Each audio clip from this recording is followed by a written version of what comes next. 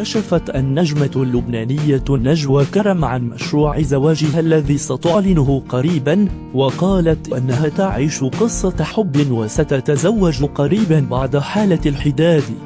ولم تتردد نجوى خلال حلولها ضيفة على الإعلامي علي العلياني في برنامجه مجموعة إنسان في الكشف عن معلومات خاصة عن حبيبها الجديد، فقالت أنه كان مرتبطا قبل ذلك وأن لا علاقة لها بانفصاله، كما قالت أنه من نفس ديانتها ولا توجد عثرات أمام علاقتهما.